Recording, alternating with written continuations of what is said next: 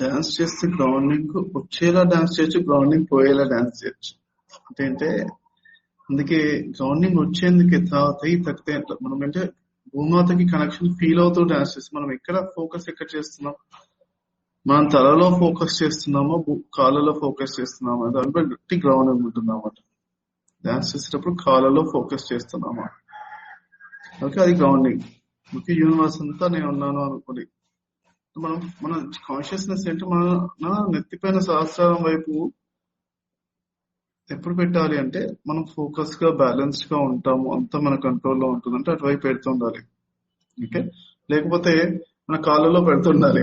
Okay, కాళ్ళలో మూలాధారం వైపు, అక్కడ మన కింద కడుపు లోపల ఆలోచన ఎప్పుడు, కళ్ళు కూడా పైకి ఎప్పుడు పెట్టాలి, బ్యాలెన్స్ లో ఉన్నాం, మంచిగా పర్వాలేదు, అప్పుడప్పుడు మనం ఎంజాయ్ చేస్తానికి హ్యాపీనెస్ ఎక్కువ వస్తుంది అన్నమాట అలా కళ్ళు పైకి అన్నప్పుడు. కానీ అలా ఉంటే ఓకే, కానీ బ్యాలెన్స్ ఎప్పుడు కావాలో మనం ఫోకస్ కింద పెట్టాలి, మూలాధారంలో పెడుతూ అక్కడే కింద పెడుతూ కాళ్ళ దగ్గర కానీ అరికాళ్ళు భూమికి ఎలా టచ్ అవుతున్నాయి.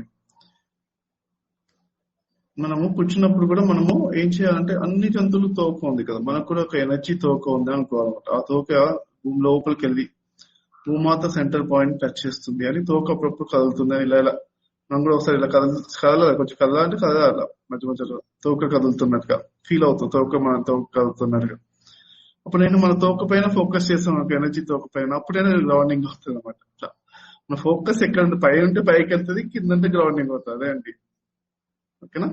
కాబట్టి గ్రౌండింగ్ ఎప్పుడైనా మనం చేయాలంటే హై ఎనర్జీస్ అప్పుడు బ్యాలెన్స్ చేయాలన్నా కానీ డ్యాన్స్ చేసేటప్పుడు మనం కాళ్ళలో ఫోకస్ పెట్టి డ్యాన్స్ చేయాలి, గ్రౌండింగ్ కావాలి అనుకుంటే.